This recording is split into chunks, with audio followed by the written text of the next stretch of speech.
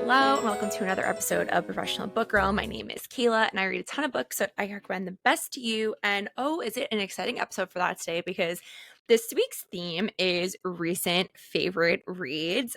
Before we get into that, though, we do have a book club where once a month we all read the same book, and then I release an episode where I talk about every single thing that happened in it. So it is full of spoilers, although this episode is not. Our June book club pick is Darling Girls by Sally Hepworth. I'm very excited. I'm planning on reading it this week. That episode will be out on June 27th. And if you would like to have your thoughts included, please type them out and DM them to me at KaylaWhat or at Professional Book Girl, or email them to professionalbookgirlpod@gmail.com, or you can send a voice memo to professionalbookgirlpod@gmail.com. I don't know why that email is so hard for me to remember. Please get your thoughts to me by June 25th so I can include them in the episode. And now we're going to do something a little bit differently. Usually I start the episode off with something that I'm currently obsessed with. I am just fighting off a cold, and today is the only day that I can record because I'm living in two places right now, which maybe that's something that I'm obsessed with. I'm currently spending weekdays in Manhattan in my apartment, and then the weekends home on Long Island, and I'm going to be doing that for 2 more weeks and before I just fully go to Long Island for July and August. And it is a little stressful kind of living in 2 different places because I only have so many days I can get like a lot of my book things done because I still have my podcast equipment here in the city. Obviously it will be eventually coming with me to Long Island because the show is going to go on over the summer. Anyway, all that to say, when I talk a lot, my throat hurts and I need to record today, and I'm just in an effort to kind of cut down on the amount of speaking I'm doing. We're just going to get right into the book reviews. So this might be a little bit shorter, but honestly, I'm so obsessed with these 3 books, I might ramble forever. It was just, the show must go on, but also this is the life of, I don't bulk record. I always record the episode the week before you're hearing it. So this is just the nature of my life right now, living in 2 different places. But this is still, even though, I mean, maybe you guys don't even like listening to that beginning part. I don't know. Anyway, I don't know why I'm like overthinking this. It's a book podcast. We're going to talk about books now. I've been just been on a roll lately with my reading. To me, May kicked off summer reading, like specifically once Memorial Day hit. And I had 3 5-star reads in May, which we spoke about on my May wrap-up episode. And even in June, I'm just flying through books. I am loving everything. At the time of recording, I'm currently halfway through The Briar Club by Kate Quinn, which comes out in July, and I'm obsessed with it. I already know it's a 5-star read. So it's so funny how I went most of the year without having a 5-star read. My first 5-star read of the year was, I think, in April. It was The Disappearance of Astrid Ricard. And now I'm up to like, I think 5. And I don't know if it's like I'm just in a better, happier mood because it's summer, but the books are just hitting. Like I'm just really into all the books that I've been reading lately. So this is a 5-star read episode because all 3 books I'm going to talk about on this episode, I gave 5 stars. They are all new releases. One of them is not out yet, but it just had to be spoken about on this episode. So without further ado, the first 5-star read I'm going to be talking about is One Star Romance by Laura Hankin. And the title says 1 star, but I declare this is a 5-star read. I'm a huge fan of Laura Hankin's books. The first one I read was in 2020. It was like a very early Corn read. Remember when I used to post my, if you guys don't know, if you weren't around KaylaWhat in like 2020 to 2021, I forgot when I eventually was like, quarantine is just forever. Back when we thought that COVID was just going to be a 1-week thing, I had posted how I do in my KaylaWhat stories, like book 1 of 2024 down and on to the next. That started because I said book 1 of quarantine down and on to the next. And eventually it literally just kept going. And then I stopped it when I went back into the office, which I believe was in May of 2021. So that's how that started. And Laura Hankin's book, Happy and You Know It, was one of the very first Corn reads. I remember I read it within like the first 2 months of the pandemic, and I was obsessed. And then since then, I'm just a huge fan of hers. I've gone on to love all of her books. And this one is a little bit different because what she does with her other books, so there's Happy and You Know It, which drops you into the world of like mommy influencers. And then A Special Place for Women is about the Wing, which is this like women's working space in New York, which has like a wild story. And then her last one, The Daydreams, was about a like Disney Channel style TV show slash band, and like a narrative on child stars, and like just obsessed. This one though is a little bit different because she doesn't drop you into a world, and this is her first foray into straight romance, although I would go on to say that this is a bit more than romance. And earlier today I was thinking about, sometimes before I record, I kind of just start thinking about the books I'm going to talk about and maybe some things that I'm going to say. And I literally, the phrase came into my head like, it's more than a romance, but that's not, the romance genre has become that. And then I'm not saying that to kind of like talk shit about the other romance books that deal with heavy topics. That's not what, like, this to me is more of like a narrative on navigating your late 20s to early 30s, and there's a romance element to it. So I would say that the other themes to me came across more, they're more prevalent than the romance part, but I still love the romance. So the whole plot of this book is that our main girl, Natalie, I believe her name is, because I forget everything. Now I'm just going to check that. I should just always have Goodreads up when I record anyway, because the names leave my head immediately. What is this book called? Now I don't know what I'm typing in. Okay, so her name is Natalie and the main guy is Rob. So Natalie's best friend, Gabby, is getting married, and it's that type of relationship where it's like you're roommates, and that's like, it's a very, friends living together is like a very specific type of relationship. It takes place in New York, so could see elements of my own life in that. And I could relate to so much of this book, but it was funny because one of my best friends, when we lived together, she met her now fiance. They're getting married in September, and that's what happens in this book. So Natalie and her best friend Gabby gets engaged to this guy who I obviously forgot his name, but he is kind of just like Natalie is like, why does Gabby like him? Like, Gabby is beautiful, stunning, smart, and I think his name is Angus, actually.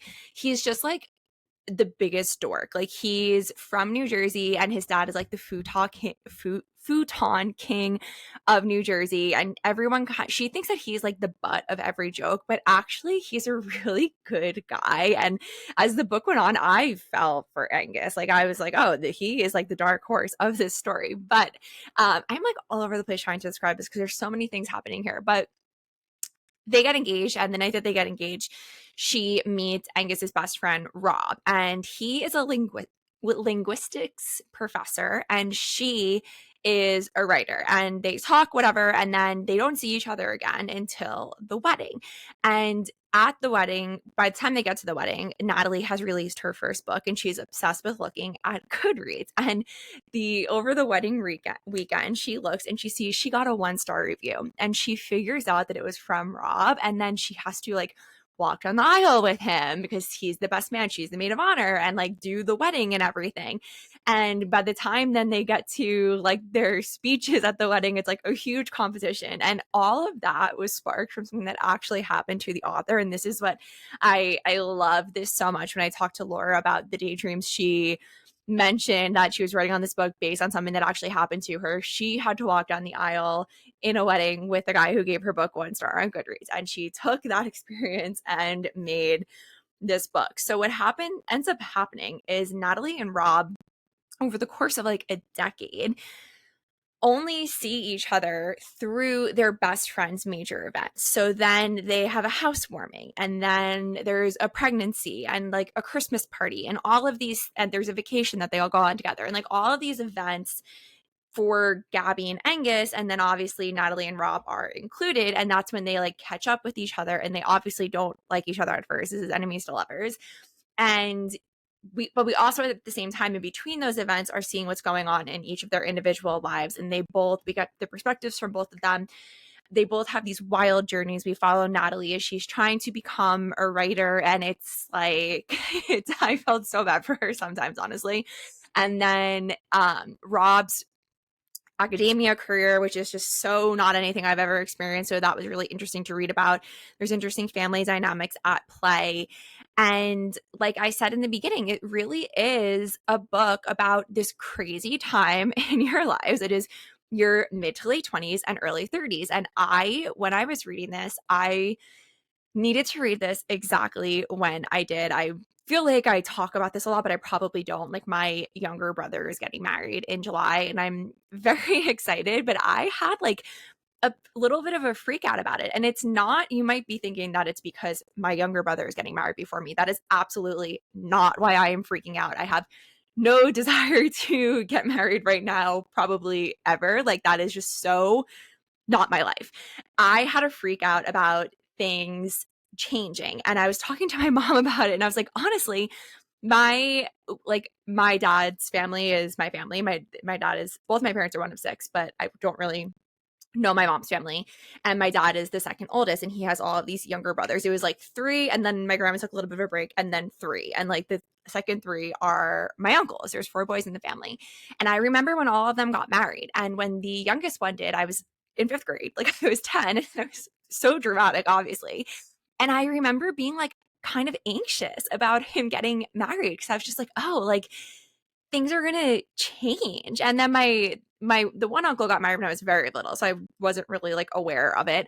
And also, they both married women who I had known literally since the day I was born. So it's not like any of my life was changing, but it's just something that I don't know, my whole life about like people close to me getting married. I was like, oh my God, things are gonna change. And obviously I know from experience from like my uncles getting married that like it was fine. But I just had like this freak out about my brother getting married, that I was like, oh my God, like, are things going to change? And also a part of me just being like, I can't believe that we're at this part of our lives. Like, my brother getting married is what made me start to feel old. Not even that I'm turning 30. I was just like, oh my God, like, we're not allowed to get married. Like, what do you mean you're getting married? That's crazy. And then it was funny. We were at Mother's Day brunch and his fiance was there, and she was like, yeah, nothing's going to change when we get married. And I was like, yeah, nothing's going to change. Like, why am I worried about things changing when the bride's not even worried? And it's just this, like, that this thing that happens. And like, two of my best friends are engaged. One of them, who I met we met at our first jobs. We lived together. She met her fiance when we lived together. And then my childhood best friend is engaged. And it's like, I know nothing's going to change, but it's just like, it just makes me a little anxious. I don't know. And I feel like I'm at this age, this is like turning into a therapy session. You guys are really, this is what keeps me up at night. Where it's like people are talking about when they'll eventually leave the city and move to the suburbs. And it makes me think, like, is that something I want? And I'm like, fuck no, that's not something I want. Like, and I don't want to get married. I just want to like go to Paris and travel and like buy expensive handbags and read my books. But I needed to read this book when I did, because I was just like really thinking about, oh my God, we're getting married. Not me, obviously, but like, I'm entering this part of my life now that I always thought seemed so far away. And I know people who are listening who are contemporaries or who are older probably understand what I'm talking about. It's just like a freaky realization that, oh, it's like our turn, you know? And this made me feel so seen, because Natalie, she struggles a bit with Gabby her roommate gets married pretty young for like New York City standards, and it's just like she's hitting all of these things a bit faster, and she's like, well, I'm not on that timeline. And it made me think about something my therapist told me like years ago of like, we're not, like, everyone's on their own timeline. And that's really what this book is like kind of about. And if you're someone who, like me, like thinks about things like that, like this was, it was very therapeutic, but at the same time, it is such a good book. So there's that element of it of just feeling so seen. And this was the best narrative I've ever seen on this time of your life.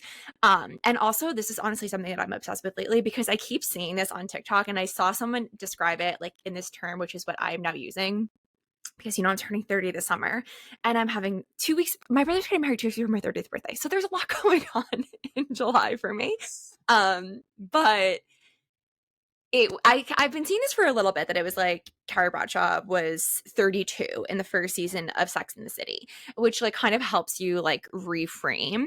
And I saw this TikTok and it was like Carrie was 32 and like I'm not a Gilmore Girls girl, but it was like Lorelai was like early 30s in season 1, and it was like you're like in season 1 of your life. And I wasn't like scared about turning 30, but seeing it framed like that, like I've been excited to be 30 literally since I was 13 and saw 13 going on 30. Like I've just always known like cannot wait for my 30s, but seeing it framed like that, like that's season 1, um made me think about everything differently and all the thoughts I had reading this book differently, and made me like even more excited. And it's like, oh, in so many ways my life is just starting right now, because it's also so much better. I tell this like to my younger siblings and my younger cousins, and they probably don't want to hear it, but I'm like, it just gets better as you get older. Like you have more money and you know yourself more and you are just more comfortable with things, and like with things that you don't like and things that you do like and whatever. I'm going off on a whole tangent. Anyway, all of that's addressed in this book. And then though, there's the romance. So like they obviously hate each other at first because he gave her book 1 star and she's like, fuck you. And honestly, I don't blame her. But I actually liked him more than I liked Natalie, although I did enjoy following her writing journey. And there's this one part where like her first book flops and then she's like, I'm going to do something so different. And she writes a historical fiction novel. And I was like, well, I want to read that book. But it was really fun to watch her find herself as a writer. And it made me think about all of these authors that I love and the journeys that they've been on. Probably looked a lot like Natalie's journey. And it was just like a very meta / like fun moment for a reader to like appreciate even more all this amazing work that authors put into their books. But then Rob has an interesting relationship with his dad because he's like very well known in academia, and that was really interesting to read. And then they do like COVID happens in this book, and this was the first time I've seen COVID in a book since Romantic Comedy by Curtis Sittenfeld. And like, this is not a COVID book. Romantic Comedy is a COVID book. Like, I don't care if you disagree. Like,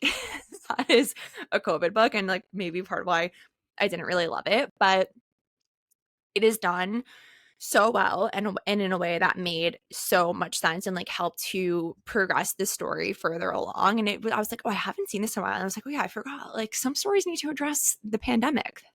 But yeah, so I've rambled on so much, and I've told you guys probably too much about what goes on in my head, but I have my review that I wrote in my like story, the quick thoughts review, which by the way, those are always like the most real raw thoughts. If you're going to go off of anything I say about a book, it's the podcast, because I can just ramble forever, and those Instagram stories. But I said this is a beautiful and raw narrative on growing up and how our relationships change as we do. And also I'm going to add that as a side, and also that these relationships with these people you love don't end as they change. Like, I mean, maybe sometimes they do, but it's like we're all growing and evolving together, and relationships happen along with that.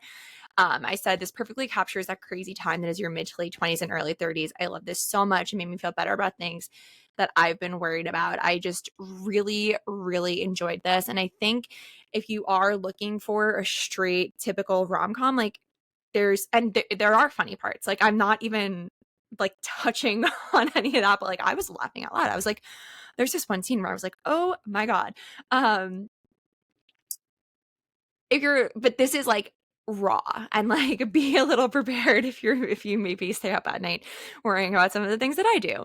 I gave this 5 stars, obsessed with it, and I got to chat to Laura about the book, which made me love it even more. I may have like had a little therapy session with her, and that will be out on Thursday for you guys to listen to. That is One Star Romance by Laura Hankin. Next up is another romance, but actually in the same vein. This is unlike any romance I've ever read, and I don't really know how to fully articulate how it's different. This is Summer Fridays by Suzanne Rindell. So I was intrigued by this book. It was sent to me from the publisher Dutton, so thank you, Dutton. And I was like, it was billed as kind of like You've Got Mail, and it's like 1999 in New York. And I was like, okay, I'm intrigued. And then I saw some people on Bookstagram enjoying it, so I bumped up the TBR, and then I picked it up though, and I was like, it's over 400 pages, and I was like, what?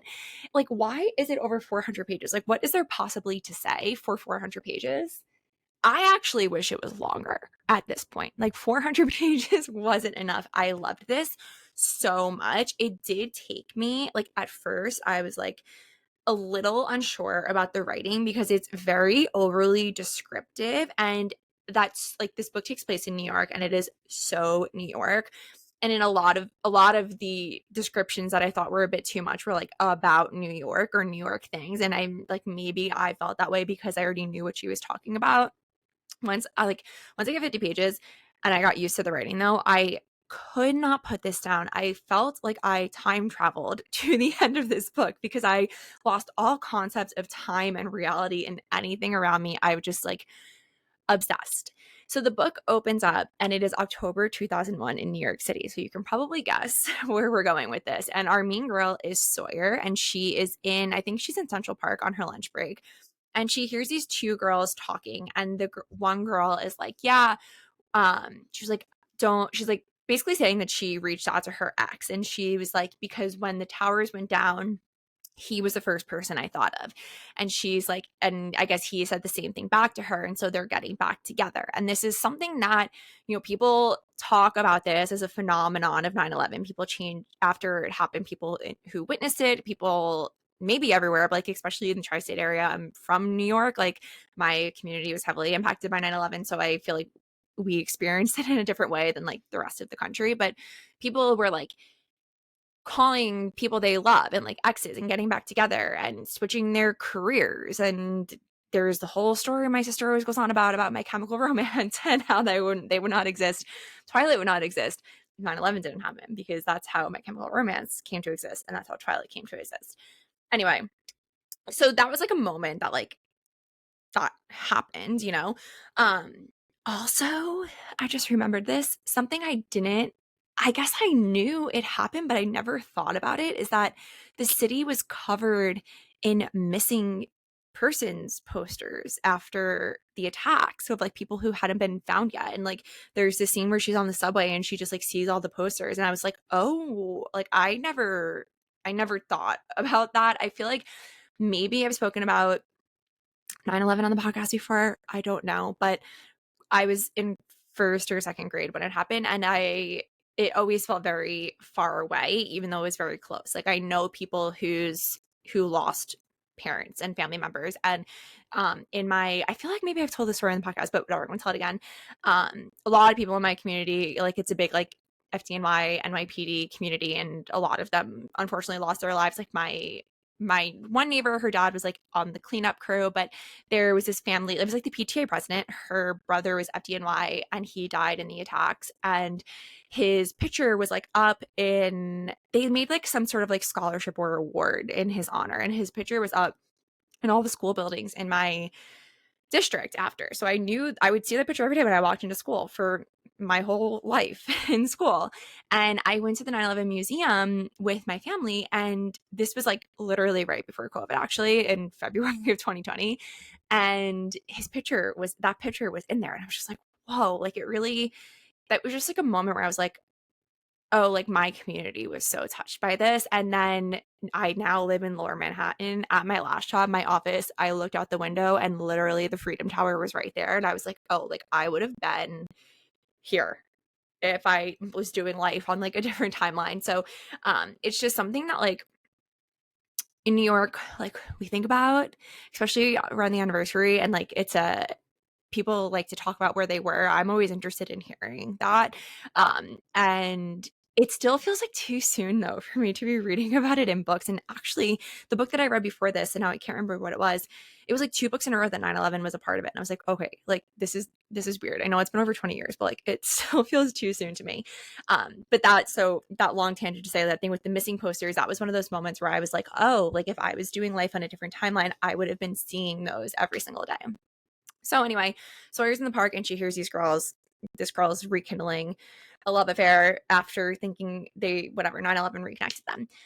So then we flash back to 1999 and we meet her, Sawyer, in 1999. She works at a publishing house. She's an editorial assistant. She wants to be an editor. Both of her parents are professors and they kind of don't agree with her path. They want her to enter academia. She's engaged to this guy he's kind of like old money Connecticut, and he is a lawyer, and he's working his way up at this really, really big law firm. And he's at work all hours of the day. And he's like going to the gym really early in the morning. And it's the summer before their wedding. Like they're getting married soon. And his mom is basically planning the whole wedding and his parents are paying for it. And she's kind of like checked out of the wedding planning. But they're like barely seeing each other, right? So in the beginning of the book, she goes with him to a work event. And like she's like cognizant that he seems like kind of checked out of their relationship, but she's just like, oh, like he's so busy with work, whatever. So they go to this event at Cipriani downtown, which is just like a very like New York reference. And her fiance and his like work wife, I think her name was Kendra, and even if it's not, I guess we're just gonna keep calling her Kendra.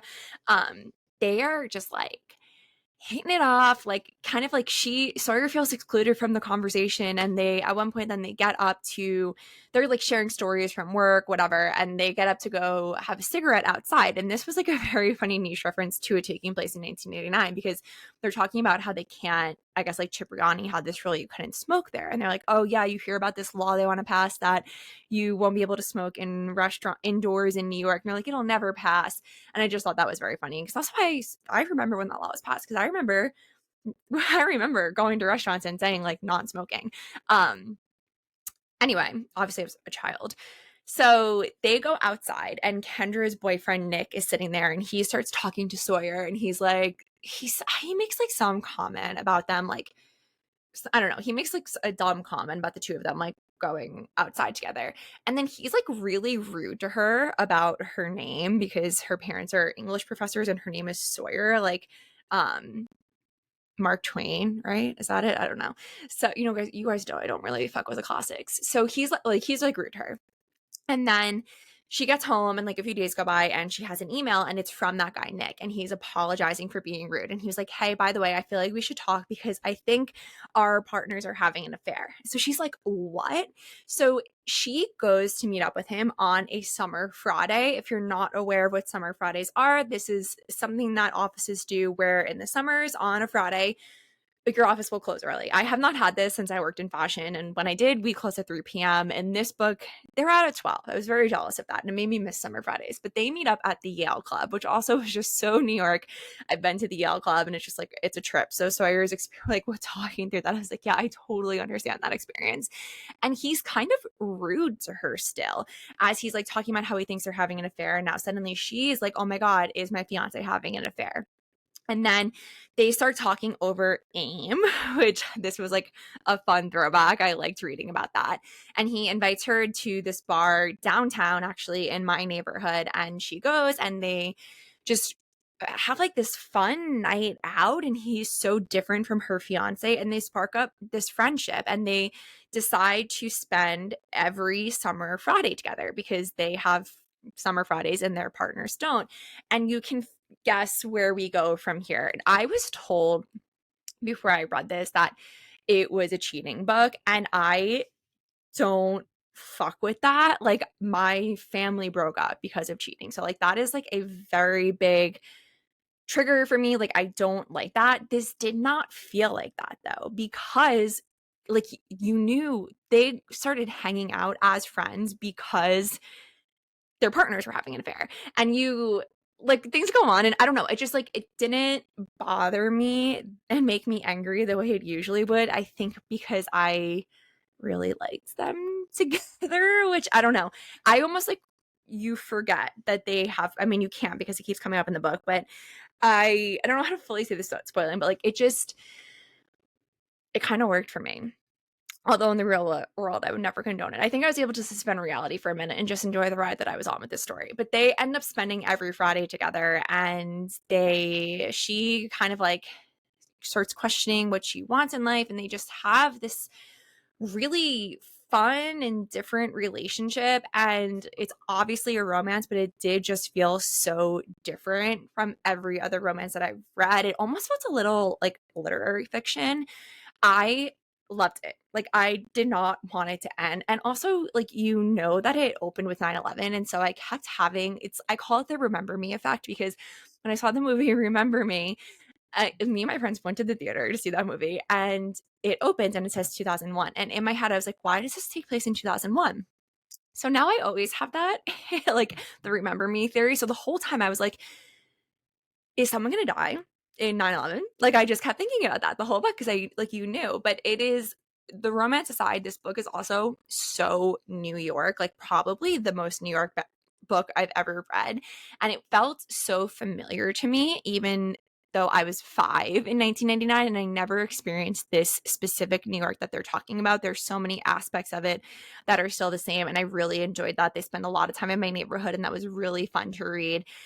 Even just like the technological aspect of this taking place in 1999, like their main mode of communication is AIM. There's no texting. So it becomes a thing when one of them gets a cell phone. So they'll be like, meet me at the Union Square subway stop at 2 p.m. And they would just have to like hope the other person showed up. And like I've met people there. It's like, oh my God, I'm like texting, I'm on my way, I'm a stop away, like whatever. And it was just like that whole aspect of it too was really fun. This would have worked if it took place in the modern day, but it being in 99 was really fun. I just really, really love this. I was obsessed with it. It's like raw and gut-wrenching and beautiful.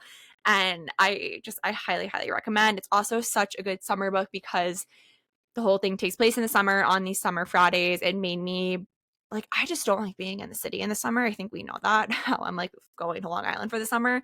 But it made me be like, oh, maybe there are like fun parts about summer in the city despite all the sweating. But yeah, obsessed. 5 stars. That is Summer Fridays by Suzanne Rindell. The final book is not out until August 20th, and I'm sorry, but I couldn't wait. I couldn't wait to talk about this. So right now, pull out your phone. If you're driving, try to remember. If you're wherever, get your little notepad out. We Love the Nightlife by Rachel Koller Croft. This is the vampire book that I have been waiting for like since I read Twilight, honestly, because nothing has ever hit that urge except for like the Twilight fanfic I was reading as a 14-year-old, because it's like we had Twilight and then that was it. Like none of the vampire books are as good. I was trying to think like what other vampire books have I read? Serpent and Dove series has like vampires a little bit. Like where is my Vampire Diaries-esque book series? It doesn't exist unless you have a recommendation for me. Please tell me. But this is the one that I have been waiting for. This is the vampire book for the girls. So the book opens up with our mean girl Amber saying, I should have known the party was over when she suggested killing my husband. And I literally stopped after one sentence and I DM'd Rachel and I was like, are you kidding me with this opening line? I am fucking obsessed. Like oh my God. Okay, I need to like collect myself a little bit because I just love this book so much.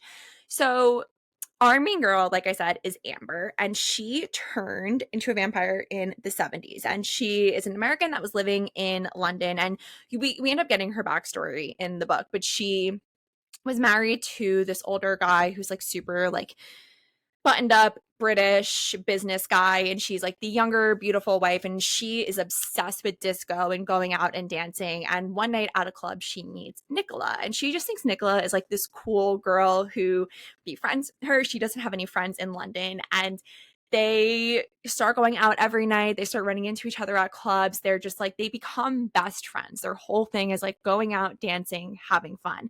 But we also get the perspective of Nicola, and Nicola is like head bitch in charge of the London vampires. And Nicola is like 200 years old. She's from the Victorian era and she's looking for a new companion. And that's when she spots Amber in the club. And through flashbacks, we see her like introduce vampirism to Amber and eventually turn her. In the current day, though, Amber is trying to get out of Nicola's control because of the whole killing her husband thing. So obviously her husband went on to age, and Nicola and Amber kind of like just kept tabs on him throughout the rest of his life. And Nicola suggests killing him, and she's like, no, like that crosses the line. And Amber begins to realize that this friendship she's in, but also like vampire companion relationship between like maker and makey is extremely toxic, and she starts looking for a way to get out of it. So in order to do that, she feels like she needs to find a new companion for Nicola to have, and that becomes like this whole plot line in and of itself of her trying to get out from under Nicola's control and figure out where she can go. We end up learning about other vampires that are operating in London. They each have their own like different section of the city, and like they come into play in the book. But then there are flashbacks. And now The Vampire Diaries is my favorite show of all time. I don't even know how many times I have watched it. And my favorite part of the Vampire Diaries has always been the flashbacks. Like I remember from the first one we got, I was like, oh my God, yes, which is not shocking. Like the history girl in me, I like getting to, I wish we got like a whole spinoff series of just like all flashbacks. Like I just want to walk through all of like Steph and Damon and Catherine's lives of all time, and Klaus, obviously. So we start getting flashbacks then, which I was obsessed with. So we got flashbacks to the Victorian era with Nicola, and when she's a human, and this, you end up like, it's from when she's like I don't know, like maybe 16, I don't know what age, but like from like a certain point in time to when she becomes a vampire.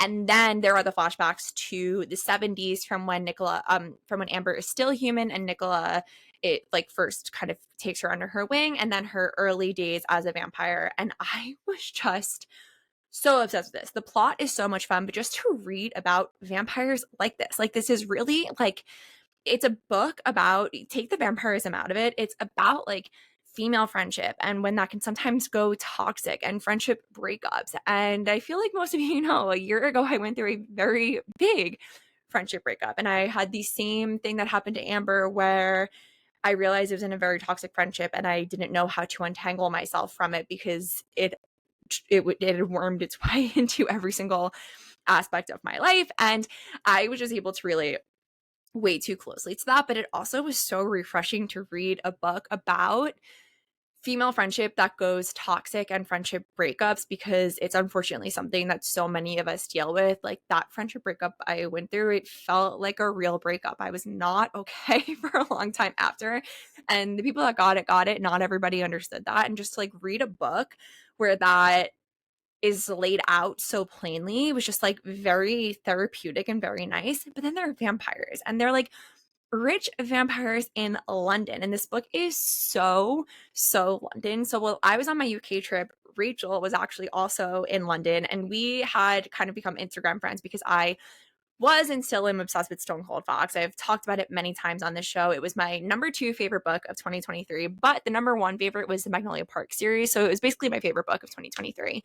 And when I read Stone Cold Fox, I was just like, you know, when you just read an author and you just like, I was like, we clicked. I was like, yes, like her writing is like dishy and gossipy and like just so me. Like it's for like the Bravo girls, like Gossip Girls, like Love Island, even maybe just like so like I don't know even how to fully explain it. Like I'm just so obsessed with her writing and the way that she tells a story. So I knew I would love anything that she writes then. And then we were in London at the same time, and she had been like sending me some recommendations because I was there for so long.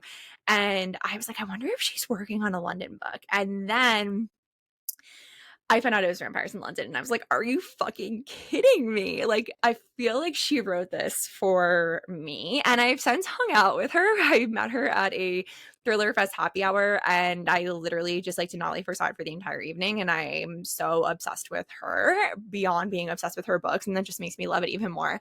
But anyway, it is so London. Like I felt like I was walking through the city again, the way that she describes the neighborhoods, and like different vampires have different um territories they control. So Amber will go meet up with like the Chelsea vampires, and it was just like I was just picturing like walking through those areas of the city. They even go to my favorite pub, the Holly Bush. That was my favorite meal of my trip. So I was like, oh my God, like I just loved it so much. And it's like the plot itself is such a wild story and everything that happens, and then you add in all the historical elements and just like the drama and the gossipy aspect of it, and like the way that it's written. And I just like, I'm obsessed. Like I want to read this again, and I literally never say that. Like I loved this so much. If you like Stone Cold Fox, you will definitely like this. If you like the Vampire Diaries, you will like this. If you just like things that I like, then you will like this. And I did get asked this when I posted about it. I was asked if it's sapphic.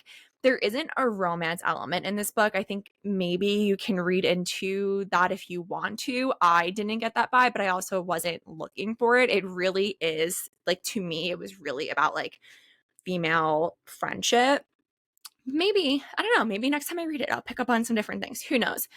5 stars, obviously. Just so obsessed. Like I read this a few weeks ago and I still keep thinking about it. Like oh my God. And I could just picture it as like a show. And it was just so good and so much fun. And I know because I'm going back to London in October after my Paris trip. And I know I'm just going to be thinking about this as I walk around, being like, oh, where's like Amber and Nicola? Loved it so much.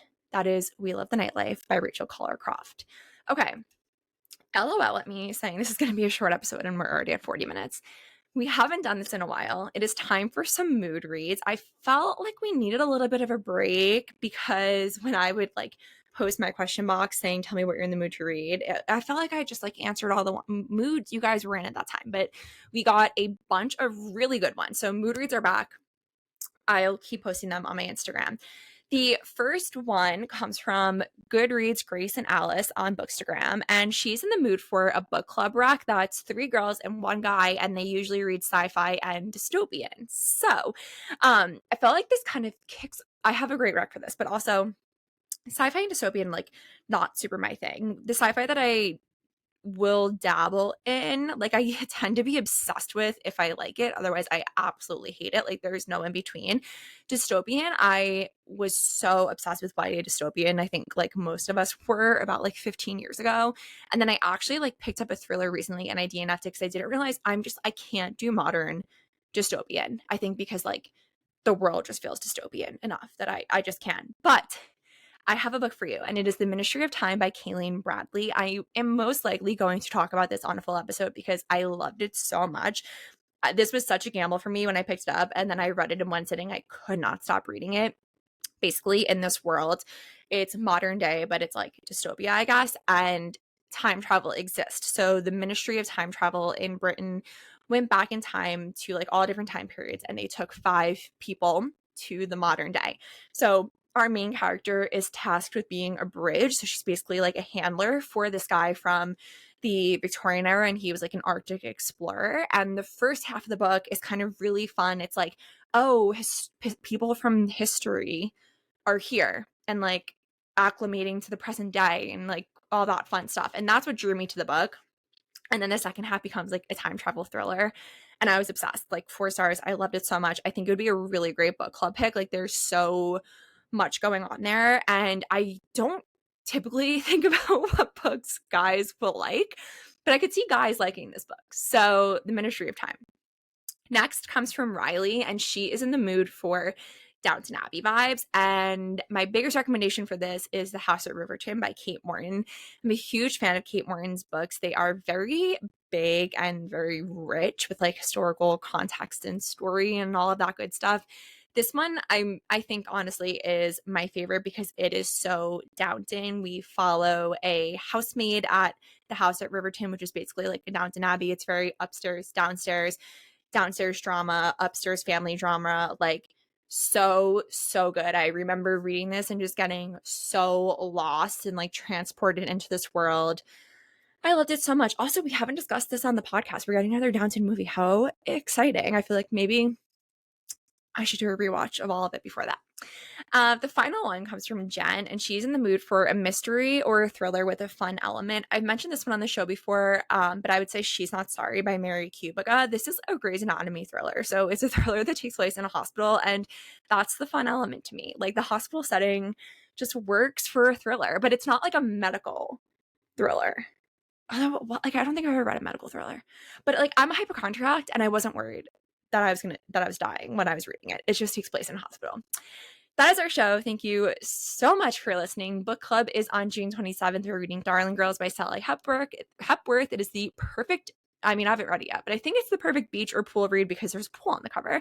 Can't wait to talk to you guys about that. Get your thoughts to me on by June 25th to be included in the episode. Please make sure you're subscribed as you have to do on whatever podcast platform you are listening on. Follow me on Instagram at @careout. Follow the show at Professional Book Girl. Leave a rating and review, and I will see you on Thursday with my interview with Laura Hankin.